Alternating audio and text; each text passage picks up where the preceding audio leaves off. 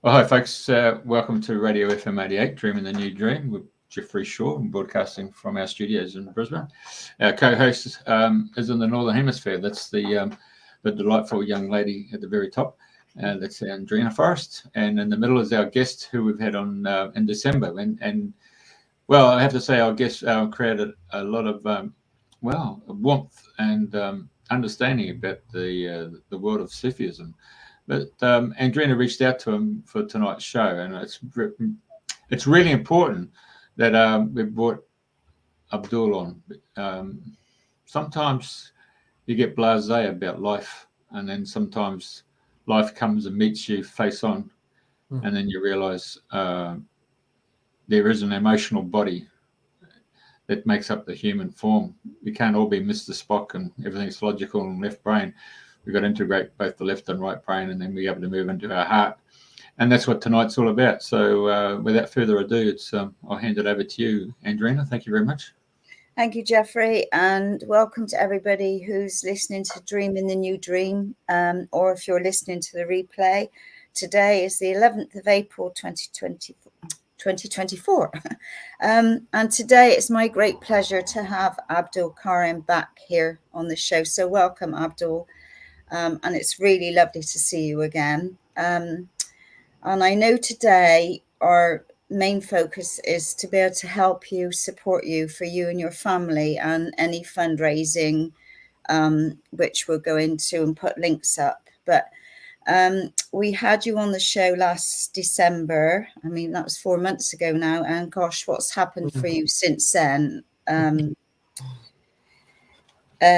Anyway, what was I going to say? And you touched soul then. I had so many people say what a beautiful soul you are. And you are a beautiful soul. And Carol and I were privileged to meet you in, I think it was October, and meet the rest of the tribe.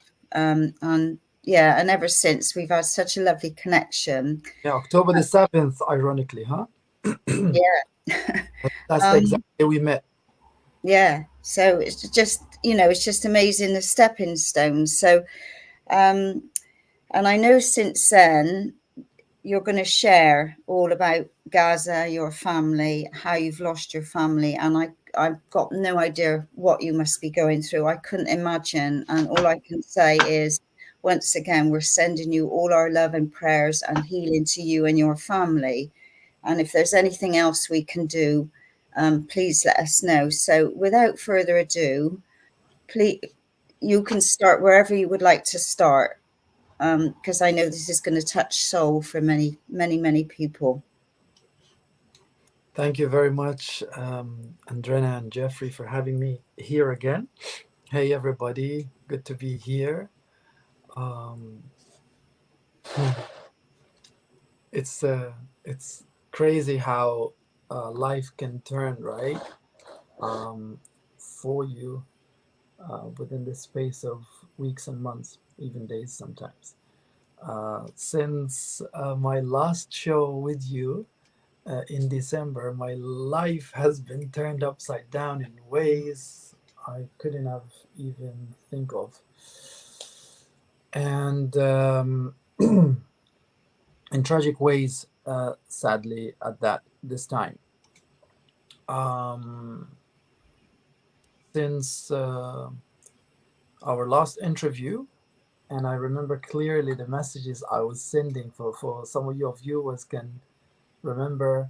For those who want to visit or revisit the first interview, I was talking about the need for to view the Palestinians and the Israelis as the same, the need for love and coexistence, the need for peace. And I was giving perspective, calling for peace and love in the Holy Land between the two peoples. For me to realize only a few weeks after the show that I'm going to be hit with the direct impact of the conflict on my family. About over a month ago now, our family home in Gaza was targeted by air bombardment. by Israeli jets. My family home, where my mom and the rest of the family members were. That day, they were fasting to gain strength, going through the Gaza.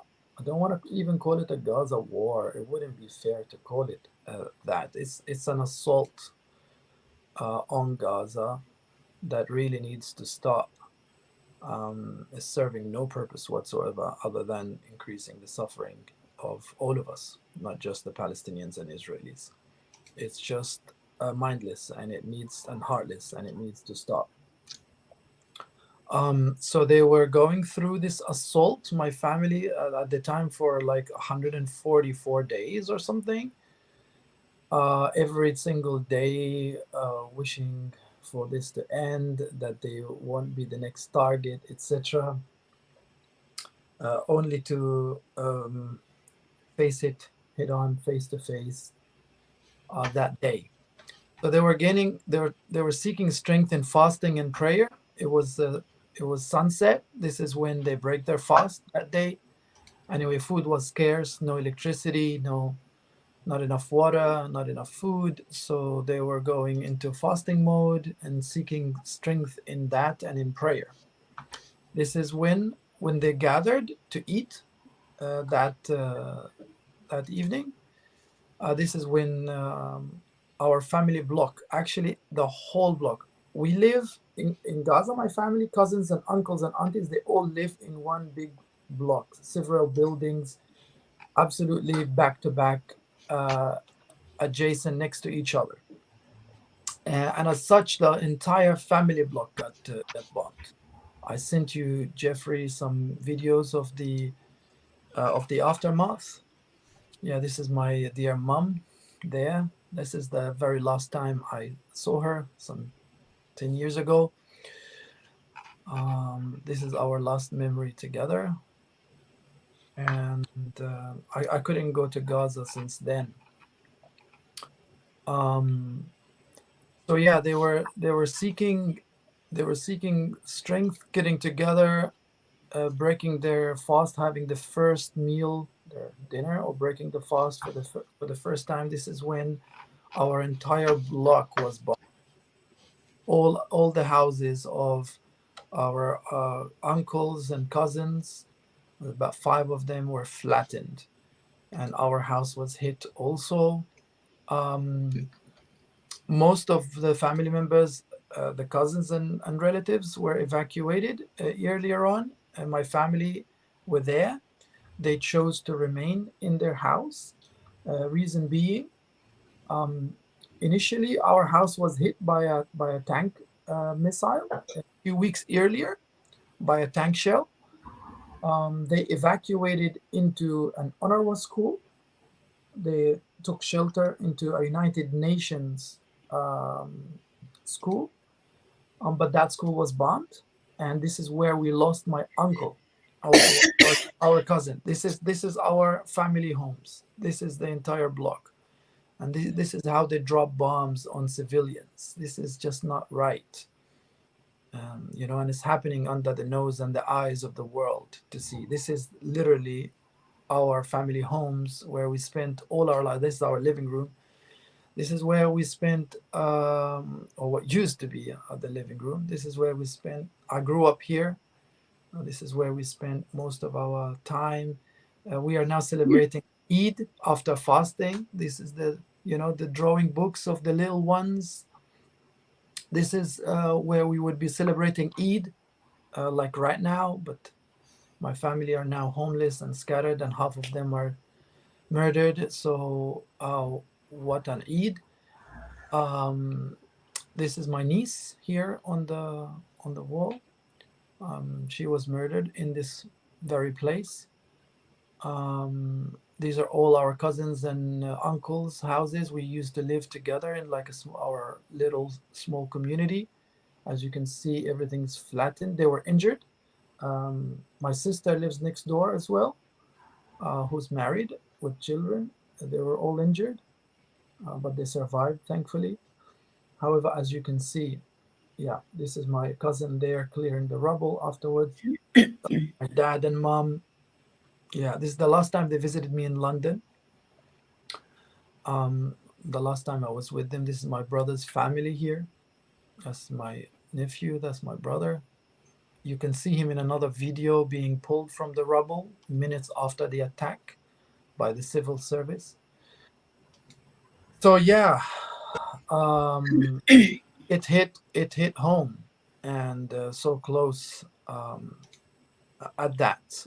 Um, um, at the moment, yeah, this is the video of the moments after the attack. As you can see, the civil service is just looking everywhere, shouting, "Is anybody alive?" The rubble is on top of people because the floors collapsed on them. This is where they are pulling my brother here. They found out that and his family.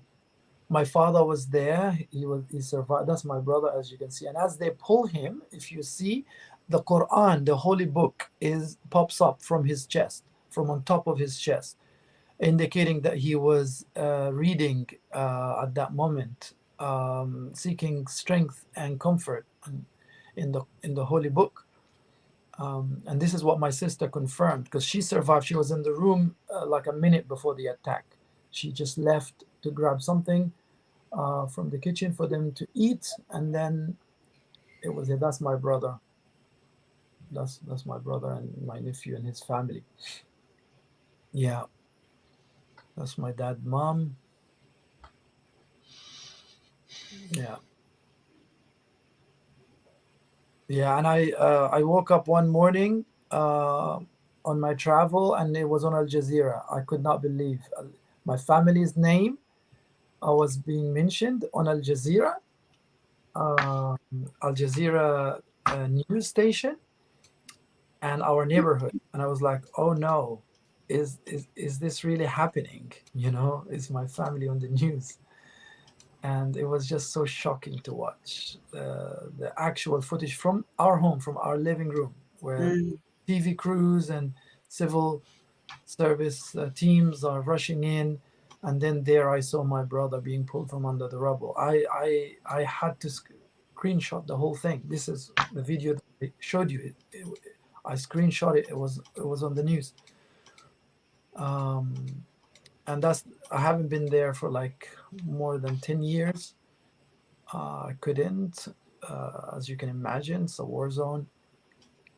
And to just see that on the news, your own brother being brutally murdered with the rest of his family and your own mother like this is the toughest thing that anyone can imagine. It's the toughest thing anyone can face or come to terms with. Um, and especially when you've, as a family, you've always been calling for peace and love. You've always been, yeah, yeah. This is my nephew on the Gaza beach swimming, and with his sister, my niece. Hmm. Yeah, little angels.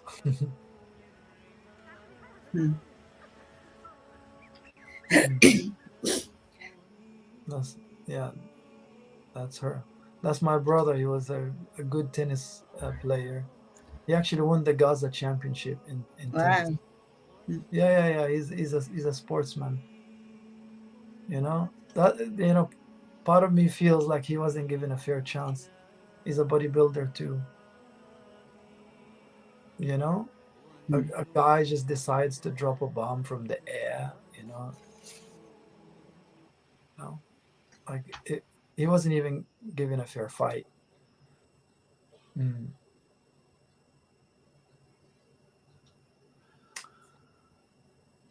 Ooh. That's what it's like, eh? You don't know what to say, eh?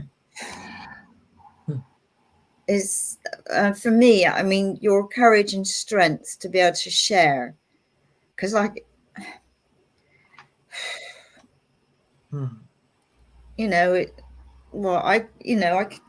like I said, I've got no idea. I mean, to see all that, and and lose all your family members, and so many have been injured. Yeah, it's you know, it's a hard one. It's, you know, I really don't know what to say, Abdul. I really don't, because we're all with you, we're all praying for you, and you know, I've had lots of messages from friends. How can we support you? And I said, well, you know, watch the show and then take it from there. But you've obviously, I mean, you're so connected with your faith and your religion and your strength that gives you that inner strength to be able to keep going and to be able to share. Because I mean, other people couldn't do it. They just break down and just wouldn't be able to share. So, you know, it's just wonderful that you can share this with us. I know it's the horrors, but you know, we're seeing it from a different point of view. Thank you, Andrena. Thank you. It's that same faith that's keeping the entire Palestinian people standing and facing this reality. Look, that's my brother prostrating and giving gratitude and thank after winning the tournament. You know, this is it. This is everything. We seek it from within. And I just wanted to mention why it's the hardest thing to even share and talk about this, because but I still chose to, because of the level of dehumanization that's being portrayed in the media and everywhere about my people, including my family. You know, I just wanted everyone to know that, hey, these are human beings just like you and I. You know, they have their hopes, they have their families, they have their sports and favorite food, and you know, and aspirations for the future. This is happening to real people, and you know, can you not relate? Can you not meet them at the? Can we not meet at the common humanity? Can we not do something to make this stop? I mean, would you want this to happen to anyone you know? Hey, well, you know me now, and here I am. I'm telling you that this is happening to humans, to people. Wake up. You know, this desensitization that we are subjected to is like black magic being pulled on people. This apathy has to stop, because it gives way for this to continue. And if it means that me having to use my family story and bring that forward for people to wake up, be it. I'll do it. I'll bite the pain and do it. And this is the decision I've decided to do. Like, trust me, this is the hardest thing I've ever had to handle. But somebody's gonna have to do something about it. This can't continue. This has every potential, God forbid, to spill over and reach everyone's doorsteps. People don't even realize how dangerous this is. It can easily flare up. It is volatile as it is globally, and this is not just over Palestine, Gaza. This is like major powers are involved there. There's every apparent and hidden power involved there. Jerusalem, this is the Holy Land. This is the Heaven's Gate. This is the, you know, the center of the world in a way, and so many hands are in this. We're not blind to that. We understand the power struggle and the power dynamics, apparent and hidden. We know the game. We are the natives of the land. And we are telling the world, the humans, the brothers and sisters all around the world, that, hey, this is not just a Palestinian cause. This impacts all of us. The pain in the Holy Land is our collective pain. We have to come together and bring an end to this suffering and this violence. It has to stop. It's embarrassing. It's shameful. And it doesn't serve us. It doesn't serve the common good of our humanity. And don't underestimate your contribution. Any contribution, your prayers, your voice, raising awareness, maintaining peace and love, support in any way you can. In this case, financially, it's needed for me to be able to rescue my family now, because half of them are still stuck in that situation. Since the attack on my family's home, we lost 5 other cousins in other areas. Since then, it's ongoing by the day. It hasn't stopped for the last 6 months. Anything could happen. My father was injured. He was in the same room with the rest of the family. He was severely injured, and now he's recovering, but he's under immediate threat with my sister, brother, and other sisters as well, and their children and family. I have 19 family members to evacuate. And it's not possible to evacuate. Like, no one is given either the freedom to evacuate. You have to pay the Egyptians $5,000 to $10,000 per adult to evacuate them. And this is the only way. Israel has blocked all the borders, and Egypt too. And the only way is through Egypt with money. This is otherwise, 2.2 million people are stuck in that small enclave called the Gaza Strip, and it's being bombed for 6 months. More destructive bombing power than Hiroshima 3 times combined over the past 6 months. This is insane. Imagine the level of terror that's inflicted on the children, the women, and the people, and the vulnerable. Majority of the people who get killed are women and children. What are we doing here? What are we trying to achieve? There's nothing of the declared war aims are being achieved other than the killing of innocent civilians, mainly women and children. More than 30,000 people. They say 20,000 people are missing under the rubble with no possibility of getting them out. So why are we talking about 50,000 people being slaughtered like this? Statistically, more than half of them are children and women. Well, the majority of Gaza are underage children, really, now. And it's the most densely populated area on earth. Look at this. That's the Gaza Strip. It's only like 15 miles by 10 by 15 miles. Right? It's like a couple of boroughs of London.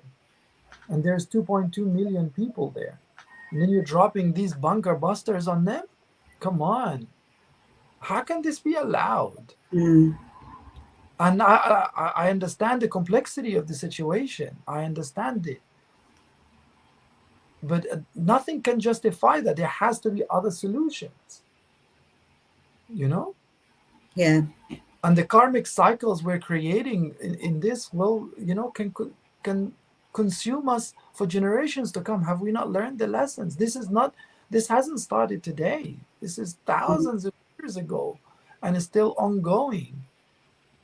Somebody has to intervene. There's massive ancestral baggage here that needs to be liberated. So I call upon all the healers, the shamans, the gurus, the druids, whoever, the sheikhs, the Sufis, everybody that's able to work with this. Please, we need to liberate this cycle or these cycles. We need to amplify our prayers and send love and healing to the region. Immediate ceasefire. We have to achieve that. Otherwise, this has every potential to spill, and there is enough dark in the world right now that's actively working towards this being spilled over. This is the Gaza Strip. Look, on the Mediterranean. If that spills over, if Lebanon is involved already, if and other forces in Yemen and Syria, etc. It's already expanding, and before you know it, it's just that spark, God forbid, can reach everywhere. It's already tense between superpowers. They've got their hands into play. It just takes one person pressing one button, the wrong button, that the freaky one that everybody's fearing, and then the whole world is engulfed in, God forbid, some serious war globally. Do we want that? Well, make no mistake about it, the Gaza issue has the potential to spark that. We gotta stop this. This is gonna reach everyone's doors otherwise. I'm really sending an SOS signal from here to anyone's listening. Where is the sanity? Or are we only learning the hard way? My family had to bear the brunt of this fully. I don't want any other family to do so. We have to do something about it.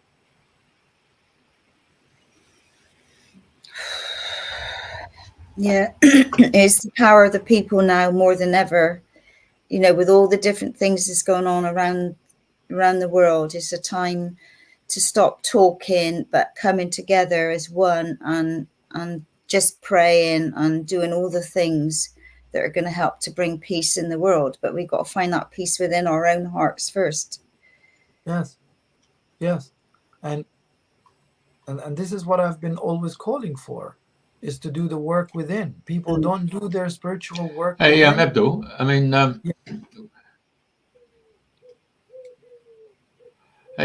my understanding is, didn't Egypt open up 3 different border crossings so that people could come down into the Sinai? Didn't they open that up to allow Gaza refugees to come down? Yeah, of course they could, but this is where the complication is. You also need to listen to all sides involved. This is Egypt's worst strategic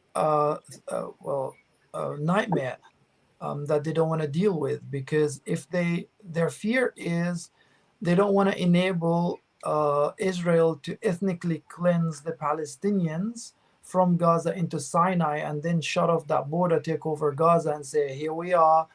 That's the reality on the ground. They have a track record of that, Israel, right? They have a track record of pushing population away and then taking over land. So Egypt doesn't want to carry and I'm not finding justifications for anybody here. I'm just saying what the dynamics and why people don't want to do what they're supposed to do. They don't want to open the border wide for the Palestinians to flee, or for them to be forced into Sinai, so that they don't end up having to establish a homeland in Sinai, which is Egyptian territory. But also it will compromise Egypt's sovereignty. The buffer zone that Gaza is providing Egypt against Israel, so to speak, will be compromised.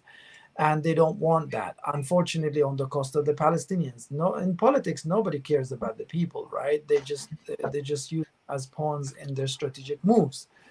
But also the Palestinians don't really want that as well, because politically they'll lose their homeland, and this is one of their biggest fears. Trauma. The Nakba. They don't want another Nakba, what we call the Nakba. Which is the loss of historic Palestine and the forced eviction of, not even eviction, ethnic cleansing is the proper term to use, of the Palestinians from their homes. It's already happened in the 1948, and it continued slowly with the expansion of illegal Israeli settlements, Zionist settlements. It's happening under the watch of the international community. Again, it's embarrassing. It's against international law. No one is enforcing anything. So the last thing the Palestinians want is to be sent in the desert with another Nakba, another ethnic cleansing, and they lose their homeland once and for all. That's why they're staying there, a lot of them. Obviously, right. Some wants to, but it's not possible to leave. So it seems to like the politicians are managing the situation. So they're like, okay, if you want to leave, pay $5,000 to $10,000, and at least not everybody will leave. We'll manage this. So it's not like an exodus. We'll just get like, it's a weird setup, you see, and my family are caught up in that. So my priority is to evacuate my family, but I'm here trying to explain that it's not as simple as, hey, open the borders, take everybody. Well, then Israel is getting away with everything against international law. Look at all the resolutions. Look at the last United Nations Security Council resolution for ceasefire. Look at the Hague court order for Israel, etc. Nothing is being respected. Like, and the Palestinians are losing respect for all these establishments and politicians. That's why I'm calling here for the rank and file, the normal people, the you and I, to come together and not underestimate your involvement, your prayer, your financial contributions, your voice, your stance. They failed us, our so-called reps, representatives, they failed us. Well, maybe it's time for us to do something about it, but from a good place of heart, because these politics are heartless. Look what it's doing to the people on the ground. Yeah. So with your family, you've got that coastline. So you got that strip of coastline there. Yes. Surely you guys must have boats or something to go fishing and so forth. I mean, if the borders are closed, are you saying that the actual strip line of the coast is also closed with a blockade or something, so you can't even get out from the beaches? Historically, for tens of years, this is a completely military zone. Israeli warships are guarding the coast completely. If you go within a certain limit, even sometimes just a couple of kilometers in, you get shot down. I mean, this is well documented if you follow the news and the research that's been done. I personally, when I was in Gaza, I was for 2 years with a Finnish researcher doing research on the Palestinian coast, on the Palestinian fishing industry, and they're shooting them down constantly. This is as dangerous as going to any other military border. It's heavily guarded by warships. They'll shoot you down mercilessly. There is no way anybody can survive, especially now. You can't even get in the waters, even a few hundred meters, let alone attempting to cross. No way. Like the whole coastline and the northern frontier and then the eastern one. This is completely, and part of the southern one as well. This is completely engulfed by Israel, as you can see there on the map. And just a little portion of the southern border is with Egypt, and that's closed, pretty much closed and tightly controlled. Even aid is not being allowed now to cross. So it's a real concentration camp situation. I was going to say that. Blunt about it. If you want to be blunt about it, it's a concentration camp happening now under our eyes. It's not back, and it's ironic, right? It's like if I'm going to call them cousins on the other side, suffered, and I sympathize in history in Germany in such concentration camps. Come on, the last thing you want to do is inflict the same thing. What are we doing? You know, totally. It's not right. And what's the world doing? Well, there's a huge guilt around the Holocaust and stuff like. Do you want another Holocaust to the Palestinians? You know, we're Semites too, by the way. Oh, you came from Abraham, didn't you? Yes, of course. We are cousins. We're all Semites. We're all from the same father. You know? And how can this happen? And obviously, greatest historically, if you look, even nowadays, most of the hardest tests happen in families. You know, most of the feuds happen in families, and this is a big one. And normally, when problems go out of hand in families, you know, other reconciliation teams from outside need to come in if the families and the relatives are not able to sort it out amongst themselves. So it's about time, you know, the collective human community comes in and say, "Come on, let's be family again. This is not right." I mean, I tell you what. I mean, this whole strip if you have a look at it, I mean, historically, I mean, Azarians, the Babylonians, the Persians, the Greeks, the Romans, the Byzantines, Islamic Caliphate, the Ottoman Empire, Britain. I mean, it was Britain who bloody did a deal with the Jewish community to get their support in World War One, and of course, they assisted the Israelis by coming into the beaches that, well, as we call it, Palestine, and moved in. It should have been recognised as a two-state system, or alternatively, Palestine. I don't know. When I started researching and looking it up, and then I saw that the PLO under Arafat, I was gobsmacked when he died, and he had $5 billion worth of assets, including a fantastic #1 hotel in Paris. And I'm thinking, a lot of politicians become millionaires. You got to ask yourself, how could they become millionaires when they're on a set salary? So it's just something just doesn't kick in. And then if you go and say anything about Israel, I mean, then you become anti-Semitic, and yet it's almost like we see today on in Facebook or social media, where we have bullying and all that stuff, and the cyberbullying or any other form. It's I noticed that here in Brisbane, there was about 5 years ago that the school kids were bullying this young fella, and he took his own life. And all those young kids, who were bullying him, they went straight in there and they removed all their posts. It was almost like you're trying to get a scapegoat, don't you? So it's easy to throw your and discard all your thoughts on one individual and bully that person. I mean, we're bullying we're bullying members of the human race here who happen to be under the flag of Palestinians, isn't it? Exactly. Well, for this perspective, Jeffrey, there's a lot that you have raised here that needs some spotlight. Well, look at England. I mean, just before we come on here, I just mentioned to you, I mean, if you look at England, I mean, they've had the Vikings come through, they've had the Romans come through, I mean, the Normans have come through, and the Saxons have come through. They themselves have been cross-pollinated, if that's the right word, with their bloodlines. So, whereas Australia's been quite be ripped from that. It's just been the local Aborigines. And of course, what you pointed out about the Israelis coming in and then accumulating land and removing people and then taking over the land. I mean, from my understanding here, Gaza was actually controlled by Egypt, and the West Bank was controlled by Jordan.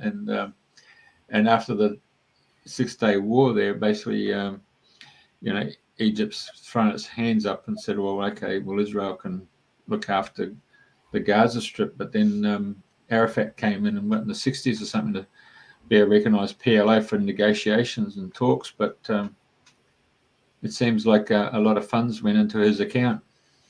Of course. I mean, look, politics is a funny affair, just to put it lightly. And the story hasn't started from these last details that you've mentioned, Jeffrey. Yes, the Belfort Accord, Britain basically historically signed off Palestine to the Jews, and started this current episode of suffering. But again, the story doesn't start there.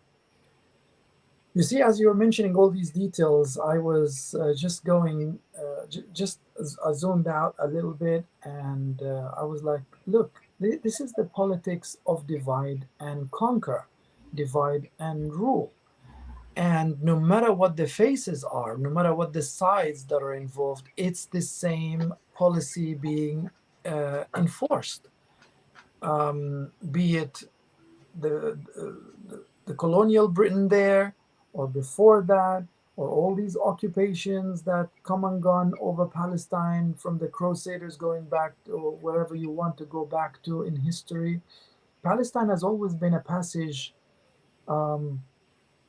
a passage route to all these warring civilizations. And if you look into the politics of it all, it's all based on divide and rule and creating as much mayhem, suffering, and pain as possible, which begs the question, who is there to benefit? Who's behind it all? It's just different faces, different phases, different timelines, but the same tactic, the same aim. So there is, to me, an indication of a particular energy, a particular force that is enforcing the same strategy, right? Using different faces. Before it was the Nazis, now it's whatever, political Zionism. Well, in the Middle East there, I mean, Kuwait was the way Iraq and the borders of Iraq, Iran, and Kuwait, and that was done by England again. And that Kuwait, because they had the proximity to the water there, that was ceded to British Petroleum. But there's only a little strip there for Basra for Iraq to get their oil through. But then you look at India and how it was carved up, and you had East Pakistan, West Pakistan. But coming back to your story, do you know that in America, we were over there and we were sitting down with Navajo medicine man, and he told us about how over the period of time, how the American forefathers, as they moved across the prairies and all that stuff, and they were taking over the lands that were owned by the indigenous tribes. It's got to the point now that in the Hopi Navajo lands in Arizona and up into Utah there, I'm going to say that the rulers from Washington, D.C. configured, okay, we've got them on a reservation now, they're okay. But it wasn't a really pristine agricultural land.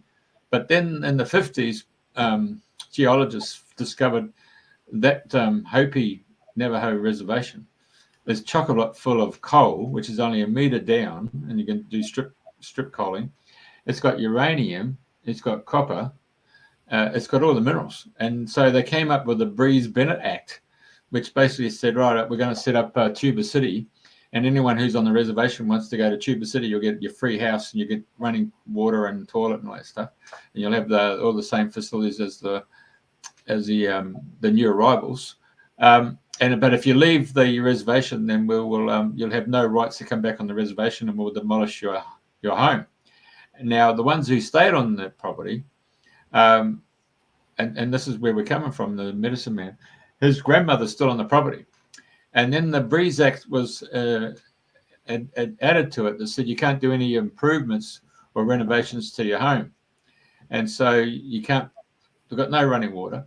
There's no solar power systems or any other windmills and stuff. You can't do that. And now they come up with a new ordinance that says once that generation leaves, every other generation that's still in existence, that's so grandparents, you've got your mum and dad, and you've got your grandchildren, they have to vacate the reservation. That's it. It goes over to Washington. And, of course, then it gets assigned over to Peabody, who can then come in and start strip mining. So, it's a rule of law that seems to be, you're asking who's behind it all. It's all about, I'm going to use the words, raping Mother Earth. Okay. Then, again, okay, fair enough. Of course it is, at least in part. And who's there to benefit, and who is instigating this mindset of raping resources and Mother Earth like this? Who's causing this level of corruption, and who's there to benefit from that? Because ultimately and eventually we'll all come to the understanding that doing that to Mother Earth will only endanger us. So that's not in our best interest. So what is the driving force behind that? You might say greed, that we all might espouse. But okay, but who's fueling that, and who is it really benefiting? If our true nature as humanity is love and peace and coexistence and sovereignty and prosperity, what type of dark that's looming, that we might, the elephant in the room that we're not calling out, that's instigating the dark that also dwells within us too, that we need to recognize and liberate. It's really, really a very important starting point on the individual level, then on the collective, is to look at these forces at play. Look at these, invisible hands, the puppeteers behind. But remember, if these forces, and I give them no power, they're nothing, by the way. They do exist, I recognize them, but they're nothing. They have no power, because the real puppeteer is the beloved, up there pulling their strings, our strings, and everything's strings, just waiting for us to awaken and realize this. This is my perspective from a spiritual point of view. This reality, external reality that we observe, is a mere reflection of what goes on within us. It's like a scene to see and learn from, and use it as a mirror, to go within, to reflect our internal reality, so we may go in and fix these issues. Every single one of us has to come to terms with this and face themselves at some point or another in their lifetimes, and look at this dark that's within, the shadow work that needs to be done. Most people don't do that, and they end up projecting it externally. And as such, you have these wars, and as such, you have these forces, these dark forces, using our weaknesses, using our apathy towards the spiritual work that we need to do within, and they manipulate it and gain power, because the power is in our hands. It really is. Certain beings that might be involved, certain dark forces in the shadows that might be pulling some strings, they need humans. They need us, because the power is in our hands.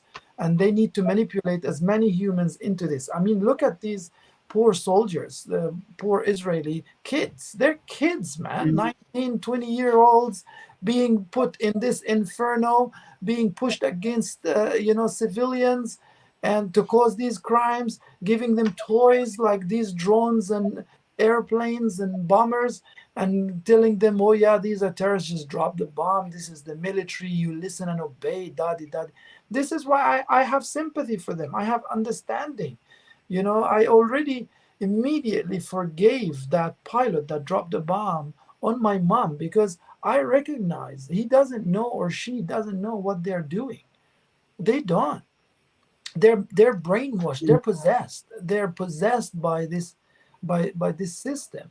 Go and drop the bomb on them terrorists, and you're saving your country. This is a patriotic act. This is a criminal act. I'm not saying they are not to be prosecuted, and justice needs to be applied. I'm just saying I understand where this is coming from, and I want to give them the chance to come back to their humanity and to their heart. I don't want to do tit for tat. If I want to do that, I'll just replicate these cycles of violence. This is what I chose personally to do. As I said, this ends with me. And when I say, and this is years ago, this is before I left Gaza, I've already decided this ends with me. And this is my greatest test that God has put before me, is here you go. This is your family being hit. Are you going to maintain that position? Yes, I'm going to maintain love and compassion. And this ends with me. I'm going to still grieve my mom with love, but this violence ends with me. I'm not going to go participate in that violence and cause somebody else's mother to be lost. Okay? So I maintain compassion. I forgave the pilot.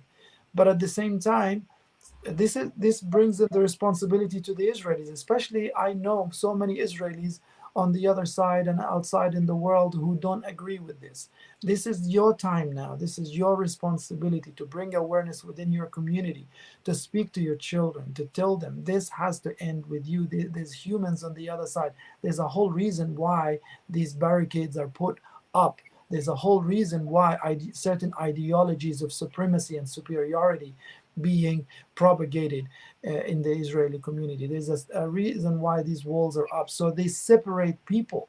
So we don't meet on, like here in Europe and in Portugal, I met so many amazing Israelis. Like we got along absolutely fine, dancing together, eating together. It's the best feeling ever. Something I've always wanted to have in the Holy Land, in Palestine, Israel, but it never was possible because of these walls. The controllers, I call them, they know full well how to play the game of separation and create fear. And this is why people are not meeting in both sides and recognizing their common humanity. We need to do more of that. And this is a call for my Israeli counterparts, my cousins, my family on the other side, my brothers and sisters. I love you. I love you. I extend that hand to you right now. It is not the politicians. I mean, look at your politicians. It's embarrassing. Come on, guys, bring it down. Bring that monster down. Let's do it together. Let's dance together once again. The Holy Land is for all of us. The Holy Land is for everyone. Let's come together once again, recognizing our common humanity, eat together, cook together. There's more similarity between ourselves than our perceived differences. We can do this. It's us. It's our time. It's us, the people on the ground that believe in this. Protect your new generation. Protect the youngsters, the vulnerable. They're being kidnapped by that system. They're kids. These are kids. I don't want them to die in Gaza or anywhere else. These are kids being sent to kill other kids. Come on, you know, this is like a compound abuse. It has to stop, you know. And there's enough of us. There's enough of us. We just need to rise. I'm telling you, there's enough of us on both sides that don't want this, that want this to stop, and it has to be done now before it's too late. If we reach a certain point where this is not repairable, it's going to be bad for everybody. The chance is now. This is repairable. This is reversible. Let's do it. This is a call, and let's support them. Let's support this effort. Everybody is listening to us from Australia all the way, Europe, America. Get involved. They need that support. They need it because when people got the blinkers on and they're on the ground, they're not seeing the perspective, and they're run by fear, triggered by their historic trauma and demons.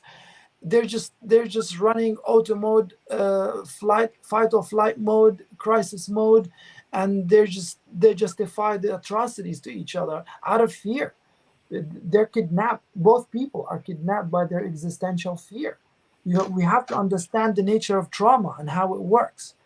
And the historic trauma. The Israelis are traumatized.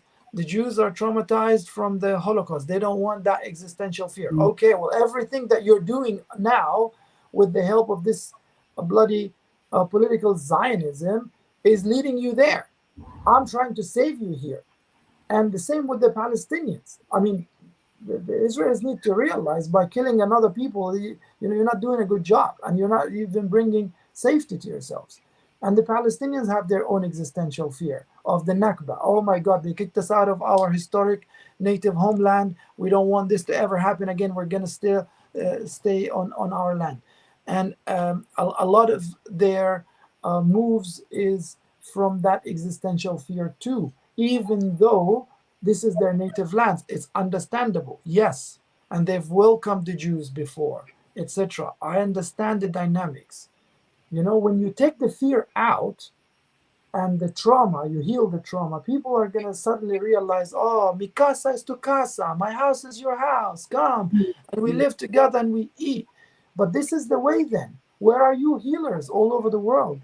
Let's heal this. Let's remind people so that they may sit together on one table and eat instead of bombing each other on their food tables. And it can be done. This is the way. And I'm starting. I have already started a long time ago. And I'm more determined than ever, despite my absolutely tragic personal loss. And I call upon people on the other side and everywhere in the world. Get involved. It's the time. This is the way. Let's go through this fear. Let's liberate that fear. Let's liberate that trauma. Let's release that trauma for both people. we can work at the collective, when we can work at the personal. It's possible. And it's us that needs to do it. Don't leave it in the hands of these non-credible politicians. They're just part of that separation game, that divide and rule game. They're out of control. They belong to another energy. Well, we've actually seen it with China and Tibet, the same game plan that's taken place there, and the slaughter of unmentionable number of monks, and the beating of the drum to take Taiwan. It just seems to be the same course of action that the 5 major members of the Security Council do as we say. Don't do as we do. Yeah. So it's only you follow the money trail, and then you follow the United Nations and those 5 Security Council guys. So, the Ukraine situation with Russia, and then you look at America. I mean, America's been around for 280 years and probably been at war for 260. I mean, it's quite a substantial amount of time where it's been at war, isn't it? It seems to be its military-industrial complex that seems to be running it, fueled by financial means, isn't it? So. And China, on the other hand, is doing soft diplomacy by building infrastructure. It's a whole completely different game plan here. But look, we have Germany with Russia and the Allies, and the war went through Berlin. I mean, it took 40 years before the wall fell down. I mean, and the whole timeline of life itself. You guys have been right there, as I mentioned before, from the Azarians right through. What is it? Is there something there? Is there a crystal that's placed in that earth there of some magnitude it's been programmed that creates all this drama? I'm looking back to where you're coming from to say why we got this constant conflict at this particular junction. There must be something in the epicenter of the ley lines that come through on this planet and meets at one particular spot. Definitely. Yeah? I mean, it's not for those who are in the know. It's just common knowledge that the Holy Land, Palestine, especially where Jerusalem is one of the most powerful vortexes on earth. One of the most important ley line. One of the most important heaven's gate. I mean, come on, look at the number of prophets that descended from heaven there. Jesus, all the way to all the other prophets on the Holy Land, Jacob, John, everybody, Joseph, etc. And those are not so famous. The prophet, the journey of Isra, what's called the Isra and Mi'raj journey, where the prophet of Islam, Muhammad, was visited by Archangel Gabriel with this light being called Burak that they mounted, and they faster than the speed of light were in Jerusalem, and from there he ascended through this wide Jerusalem, through the 7 heavens and down, and there's a whole journey with miraculous happenings there, and that changed the course of history as we know it since then. So it's an important. Can I stop you there for a second? Can I just stop you there for a second? On Saturday, I just asked about Muhammad, and a gentleman told me that he was actually of the Roman faith, and his hand was up to become the next pope, but he got balloted out, and he didn't get the job as a pope, so he went off to set up, and he changed his name to Muhammad. Is there some story, the truth to that? I haven't come across this story. Say again the. Okay, so he was of the Roman faith, yes, and then he was a potential candidate to become the pope, and he thought he was going to get the pope's job, and he didn't, so he got stood over. So he upped and said, "See you later, Jack," and he went and changed his name to Muhammad, and then he went off to create the Islamic faith. Is there any truth to that? This is the first time I hear of it. Lord knows. But he probably does. The Lord does know. Yeah. Well, there's a lot of ironies in this reality. But the point I'm trying to focus on is that it is a matter of fact that Jerusalem and the Holy Land is hugely strategic for our collective awakening. If it transpires to be true, and to my knowledge it is true, that otherwise why would all of this be centered around the Holy Land and Jerusalem historically? That this Heaven's Gate, Jerusalem, this incredible vortex, if properly activated and given back to people again, would contribute to our awakening and ascension to higher levels of consciousness. Why would the controllers want to give you that chance? It's clear. Anybody that works on divide and rule and benefits from that don't want human consciousness to unite and to amplify and to rise, right? So what do? You try and block that. How do you block it? By fear, suffering, and pain. Do everything possible to cause that. Find your partners in crime and empower them at all costs. This is what's been happening. That's why I say the Israelis and the Palestinians better wisen up. They better wake up and understand that their enemy is the same. They're not enemy to each other. They are victims of the same enemy. They're being used and abused by the same source, by the same force. And it's about time that they unite in their common humanity and realize that their enemy is not each other, but a common one that they need to unite against, and the rest of humanity too.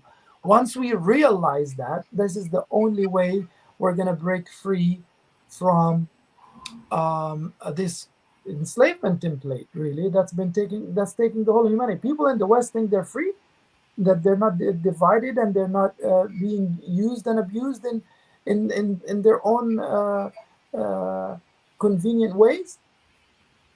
It's the same. It's the same tactic being played out and pulled on everybody globally. And really, we're reaching the brink of it, because the whole thing is collapsing. Look at the corruption. Look at the pollution. Look at the suffering everywhere in the world. The manipulation is unreal. And believe me, it's the same force. It's the same side that is doing the troubles everywhere. In Palestine, is doing it everywhere. And the human lifespan, let's just say it's 100 years, right? Yes. But what you're saying to me, and what I'm listening, is that this play continually plays out with different actors in a different costume, but it's the same game. So the question is the same. If you're talking about the puppeteer, I mean, that puppeteer can't be 100 years old in human terms. That puppeteer would have to be thousands and thousands of thousands of years old. 100%. And we, in our lore, in our tradition, we're quite versed, if you will, on these beings that live for thousands of years and that pull these strings. Of course, we call them the world of the jinn. And we can get into that. I don't know if that was the scope of the show, but what I can touch upon it just very loosely for now. I'm happy to have a separate show for this, but there are beings in this existence that want to remain hidden, so they're not exposed, and they live for thousands of years. They're shapeshifters. They take different forms. You might think that they are the next human next to you, but they're not. They just shapeshift. And they live for thousands of years. They understand humanity more than we understand ourselves at the moment, or most of us. And they are repeating the same game, the same cycles, the same tactics, different places, different timelines, different costumes, basically same old trick being pulled on all of us. And it's just, come on, let's just, let's the elephant in the room, let's call it out for what it is. And it's using humans. It's everybody's saying, it's money, it's to do with petrol, it's to do with gas. That's why they're doing that. It's just tools. These are tools that they're using to keep you entangled in that reality and to keep themselves hidden. This is the ancient enemy of humanity, and it's time for it to be exposed And it's time for us to unite and call it out for what it is, because they have no power unless we give that to them. Absolutely no power whatsoever. So humanity, reclaim your power back. Call them for what it is and strike them out on the fringe of existence as they deserve and as they belong. This is where they belong. It's part of the existence. That's fine, but not in this way. It's gone way too far for way too long, and it's time that we reclaim that. And we have the power. This is what I'm trying to say, is that we have it. It's just there's so much fear around it and helplessness. It's just because people don't understand their power and their God-given right. So would you say that those individuals that you just spoke about, they've actually been cast out from their galaxy or whatever, and they've been sent to the outer rims, and they're serving their prison sentence, which could be, I don't know, 3 rotations of around the galactic sun. So I'm just theorizing a potential possibility here of saying, well, we're in the kindergarten here, let's play with the kids. Well, look, there are many theories about this. Regardless of the details of these theories, we need to focus on the nature of these beings. And these beings are not one. They're like tribes and nations, just like us. So it's not just one. There's one class within these beings and entities. This is the nefarious class. This is the dangerous one. And this is the sworn enemy of humanity. But these beings, they come in different forms and shapes. Some of them are actually friendly to humanity, and they want also our best interest because it matches with their best interests. So it's not black and white, but it's the nefarious ones, the dark ones of them that are sworn enemies to humanity. These are the ones that are problematic. In fact, we can work with these beings that have common interest with us. There's nothing wrong with that.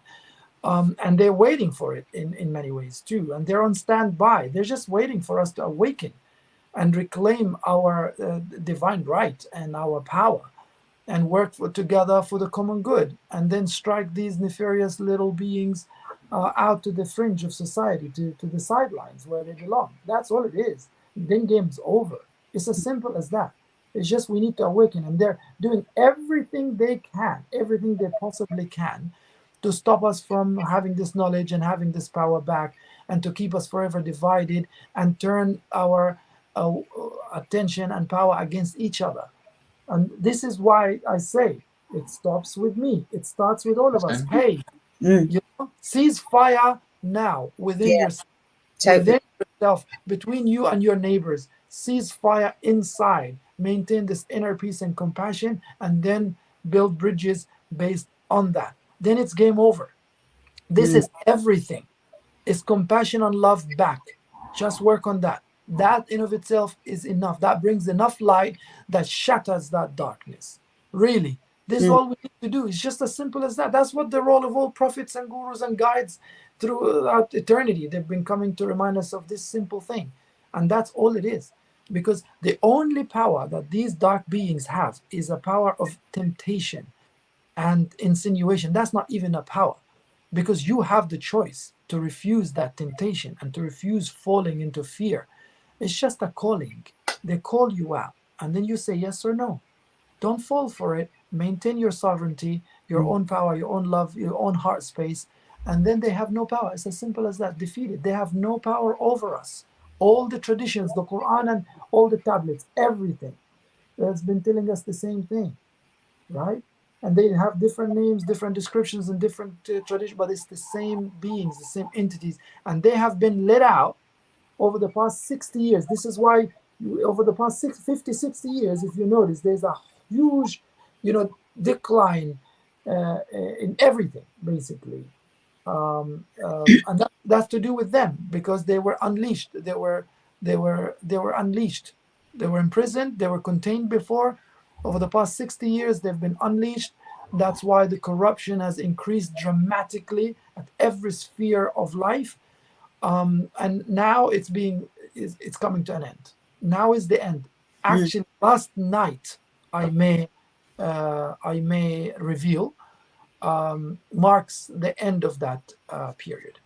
It's over for them. Love and light for everybody. We just need to reclaim it back, and job is done. And this is my calling. I start this with me in the darkest time of my personal life, in the worst tragedy that could happen to me and my family. I maintain that position, and I call upon everybody in their own individual tests to maintain that position, and we all go through it. My mom is not dead. She is alive. Her blood hasn't been spilled in vain.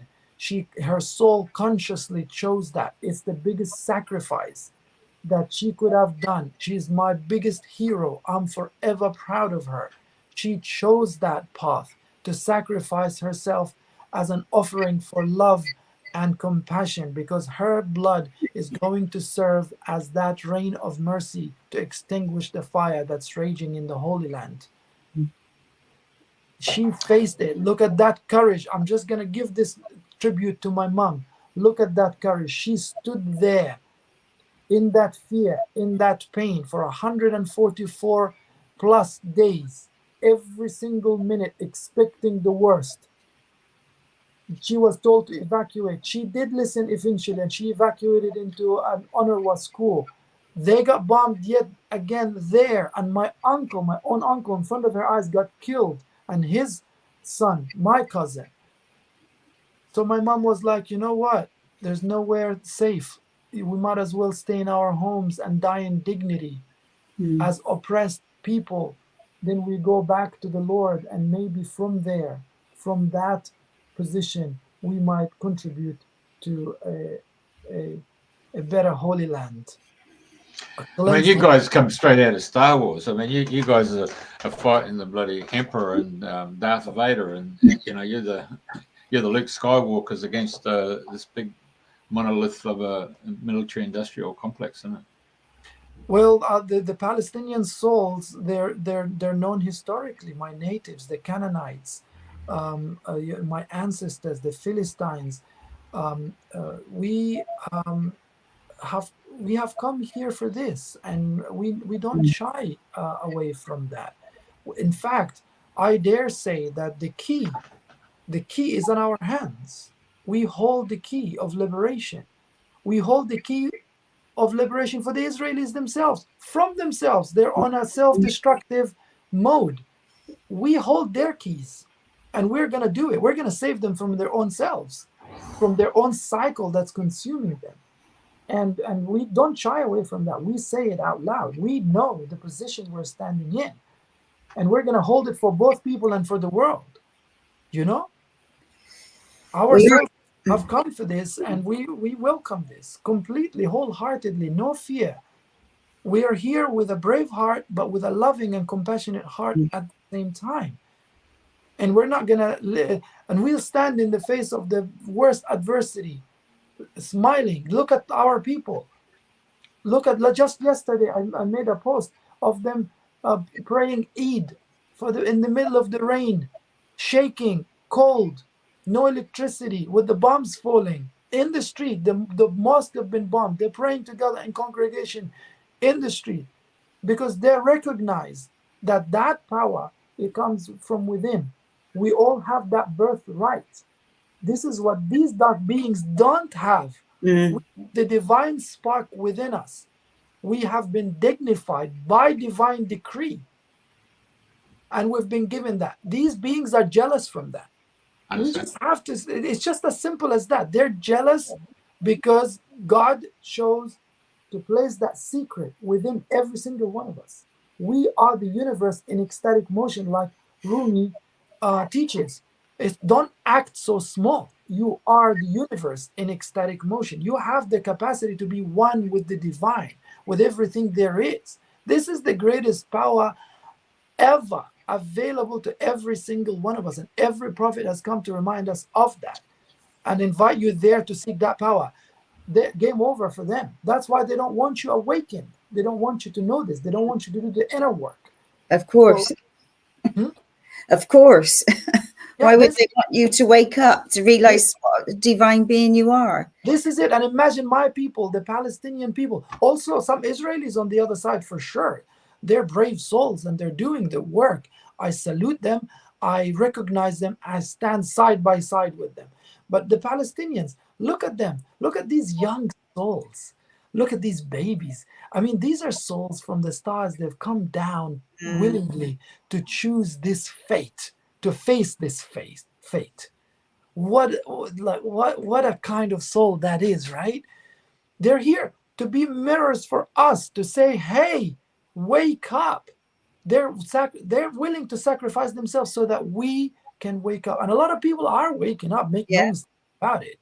You know, they're watching and it's moving them. It's moving. Don't underestimate what's happening globally. It's just we cannot afford for this effort to be kidnapped anymore. This momentum that's building up, you know, they want to undercut us. We have to maintain that momentum and take it in the direction of our heart, not in the direction of fear and further separation and divisions and us against them. No, we wake up to our common humanity, to our interconnectivity through the heart, one soul, one love, we rise. They're going to try and derail this also. We cannot give them that chance. The only way is to stay firm and established in your heart space, in your soul, realizing that the divine is with you. Have no fear. I walk down the valley of death, fearing nothing, for I know the divine is with me. This is the motto. We all have access to that. This is what the Palestinians are shouting out loud. Drop them bombs. My mom was in her room. No problem. I stay on my land. I'm the native of this land. I am Palestine. I stay there. I have no fear. And they've done it. They've done it. They've done it. If they have done that much, at least do your bit. Do your bit. Especially if you're not under such danger and you don't have to face that. Do your bit. And now I'm on a mission because my father lives on. My father lives on. The father figure. He was in the same room. You dropped a 1-ton bomb on our block. You did not take him out because it wasn't time. Because you do not decide. You do not decide life and death. It's in the hand of my beloved, the Most High. He was not taken out because it's not time. My mom, brother, his wife, and niece and nephew, they went because they wanted to. Because they wanted to. I can talk about this story another time. They wanted to, and they made a deal that they will leave no one behind. They will go away as a family. And it was time for them. And they served their purpose. My dad still lives on. He was in the same room. My sister too. Right? There's a reason for that. And my mission now is to get them out and to continue. This is a big announcement I'm about to make. I am going to carry the legacy of my mother, the legacy of selflessness, the legacy of service. She's always been serving her community in and out, her little community, my siblings, us, our little family, all her life, never complaining, but serving with love and selflessness. I'm going to take that legacy of my mom and I'm going to continue on a global scale to bring in that service, that love. And it's my intention is to establish a place, that healing space for grieving together, Israelis and Palestinians, but other communities as well. Healing space, a space of ascension, of spirituality, of opening the hearts, of meeting ourselves at the deepest level.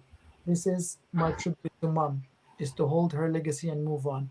And it is my plea to seek your support in this, because we can do it. We can do it. I need to get my family, remaining surviving family, out. And we will come together and we will serve for peace and love, regardless of who you are. As Rumi says, come, whoever you are, wanderer, worshipper, lover of living. Come, whoever you are, even if you broke your vow 1,000 times before. come yet come again. This is not a caravan of despair. This is a caravan of hope. And this is the caravan that I drive and belong to. And I'm going to hold that space. So I need your support. I need your support. My remaining family is in immediate danger. And I need to get them evacuated so we do the work together. And then I will need your support for this community, which I may announce for the first time on air that I have chosen it to be Portugal. Portugal, yes. The western, for those who know, the westernmost part of Europe.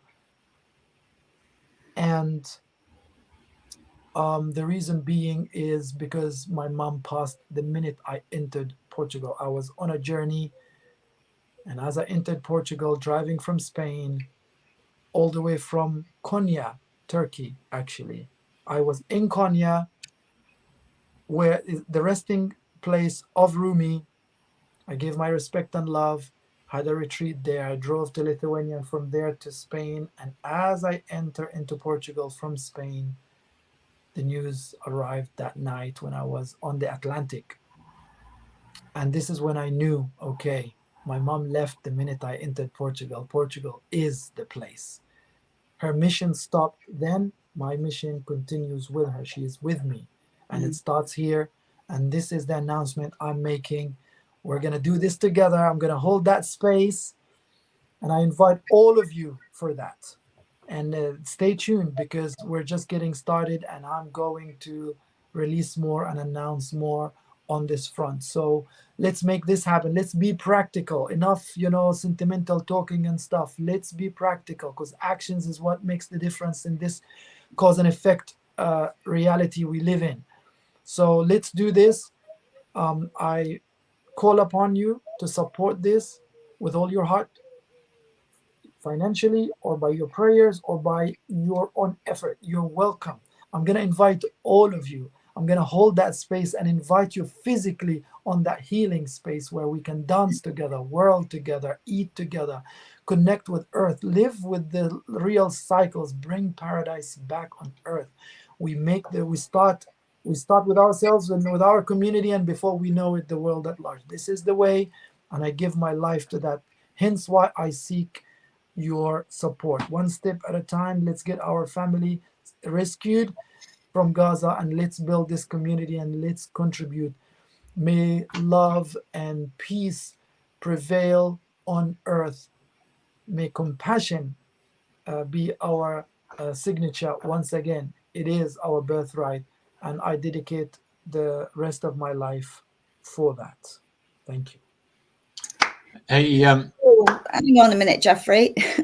no, I was just going to say the last thing is, because most people I spoke to in the last couple of weeks is it time now for the Hamas to hand back the captives? Would that be the thing that would bring the peace?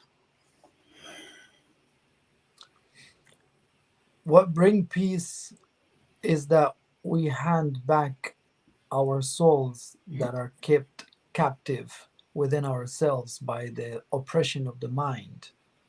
This is where peace starts. Peace starts by the work that we need to do. This is, like I said, the external reality only reflects our internal reality. We need to first free our captive souls from within, and then we will see that reflected in the external reality. Look, politically speaking, Jeffrey, I don't want to see anybody captive. Anybody.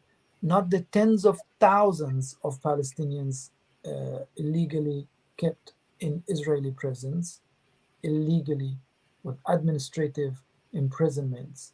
It's embarrassing. This is systematic. It's been happening for tens of years. Neither the tens of Israelis that are now captive in Gaza. Absolutely, I'm against all of that, and I pray that this comes to an end very, very soon. And I don't support it whatsoever, but it just doesn't take a genius to tap into the divide and rule tactics and who's pulling the strings on both True. sides, and how it's being used to further the divide. Listen, the Israelis that got killed, the majority of them on the 7th of October, when I was whirling with you, Andrena, you know, in Glastonbury, on that day, I was whirling for love and peace. How, like a coincidence? I was there on that day, on that morning.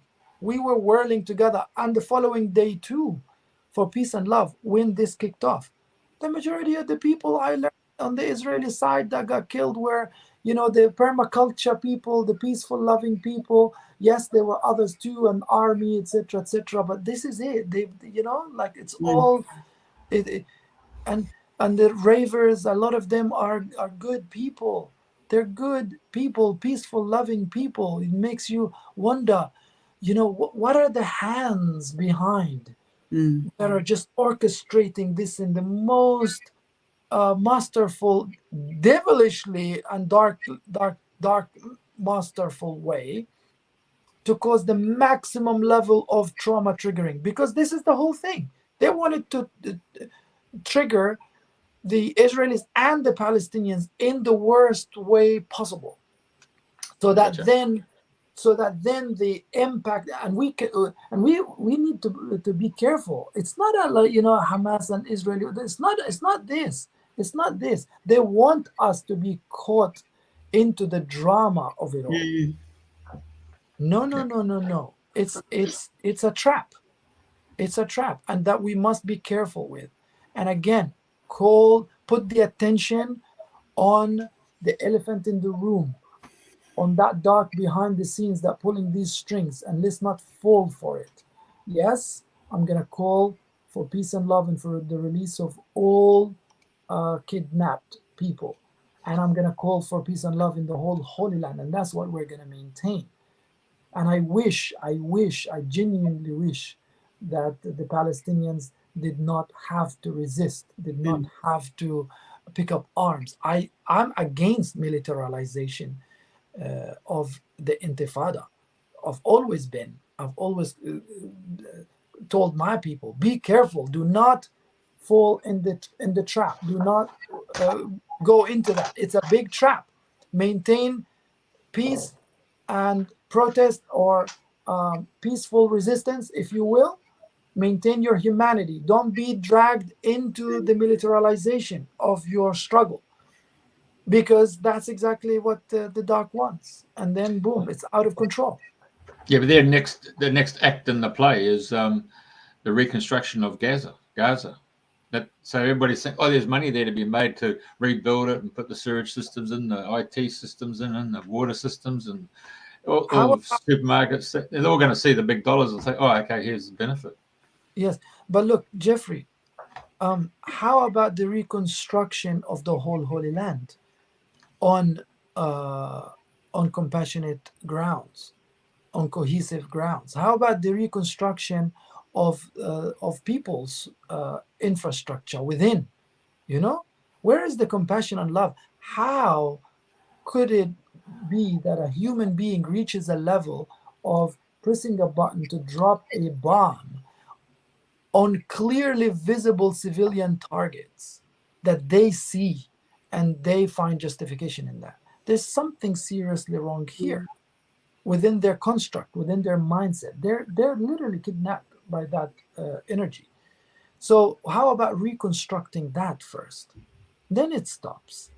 It's like, look, the mess is gone too far, and the mess is big. And we can't get lost in, wiping out or plowing the sea, or cleaning or patchwork. We have to, sometimes, unfortunately, life has to play out.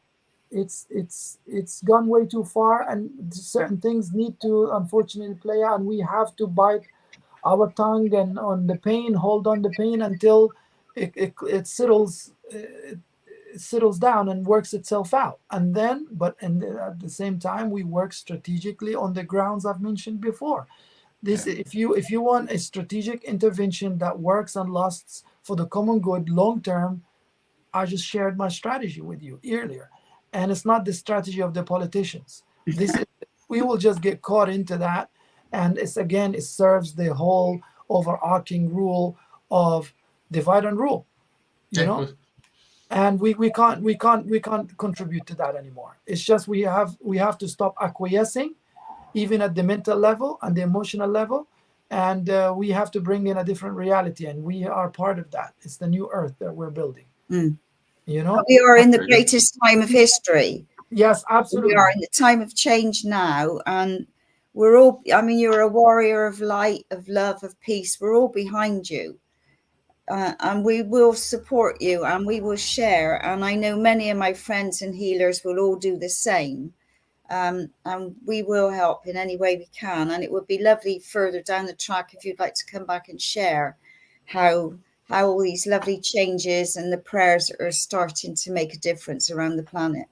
I'm here to stay. I sure will share. My life and death is in the hands of my beloved only. For that I fear not. I have no problem being here or in any other dimension in the way that my beloved pleases, for I am with my beloved here, there, or anywhere. It does not matter. I'm here for service, and I shall continue. On that, may I offer a prayer? Please. And I invite everybody to join me in their heart. Stay in your heart space. We're going to amplify this wish that is in the deep. We feel it, no? It's in the deepest, in the depth of our core and our soul. We all call for that. We all want that. So we're going to amplify that. Now we're going to ask for peace and love. We're going to ask for compassion. We're going to ask for opening the hearts. So our beloved brothers and sisters in humanity all around the world can feel once again what it means to be empowered in their divine power, what it means to be compassionate, and how sweet it is to be loving and compassionate, and to feel everybody as your own. We call for the dark to be lifted. We ask for the darkness to be lifted, for the corruption to be lifted in all its forms and manifestations, and for love to prevail and compassion. Once again, I ask for guidance. I ask for protection. I ask for love. I ask for mercy. I ask for laughter, for joy. I ask for unity. I ask for oneness. I ask for peace in the Holy Land and everywhere else in the world and beyond. I ask for the beings of light, human and none, to unite together for this mission.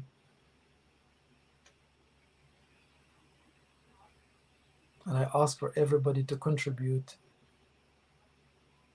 within their capacity in any way, form, or shape they are called to when they connect in their heart.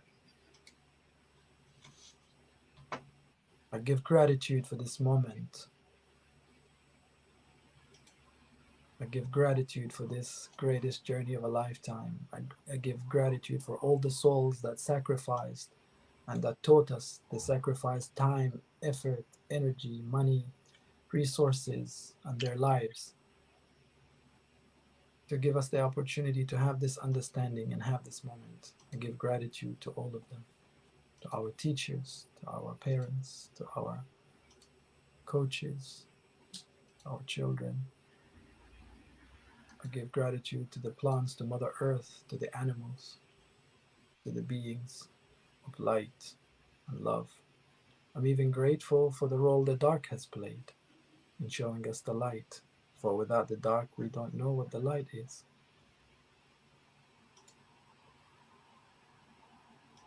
And my utmost gratitude is for the Most High, for the guides, of course, and the prophets, and for the Most High, the most loving, for my beloved, for granting us this opportunity to get to know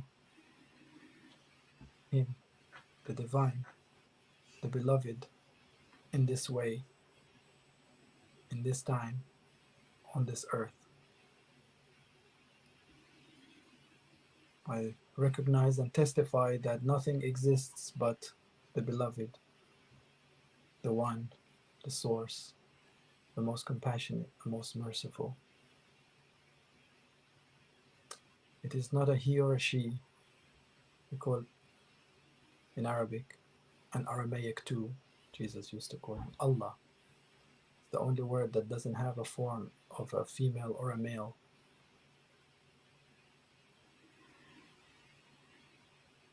And give gratitude for this radio station, for Jeffrey and Andrea and Andrena. Thank you so much, and I give gratitude to the listeners, because together we amplify this, we are one, and together we arise. I pray for that.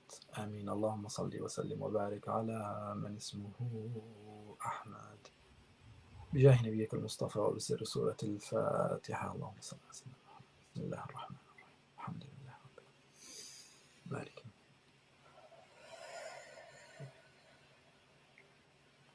غير المغضوب عليهم ولا الضالين.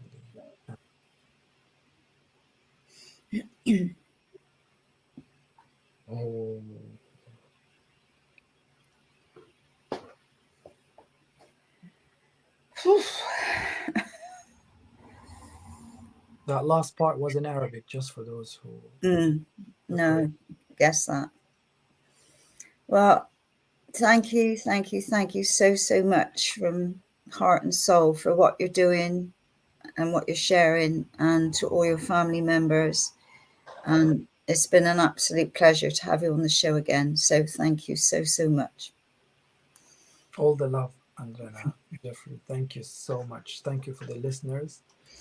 And until next time, I suppose, unless you wanted to conclude in your way. Yeah, no, it would be lovely, eh? Yeah. And I'll keep more updates on my social media for those who want to follow, because the updates are more regular there. And I hope we will have this interview more often. Yeah. But until then, almost on a daily basis, I keep updates both on Facebook, under there on the screen under Abdul Karim Vibes. Also same on Instagram, but probably more active on Instagram. But both. And maybe I will establish other platforms as we get along. Currently, my most urgent campaign is, again, as a reminder, is for my family, the immediate rescue of my parents. There's a link on the website. You can find it in the bio of my Facebook and Instagram as well, where you can contribute. This is unfortunately the only way at the moment to get them out. I even got the Foreign Office in the UK involved. Their file, my family's file, is with a member, without naming him, a member of the House of Lords. They promised to do something about it. I've been waiting for more than a month now. Unfortunately, nothing. It's in also the hands of the Foreign Office, the secretary, actually, of the Foreign Office. Nothing has been done. They can do something. I don't understand the apathy and this reluctance.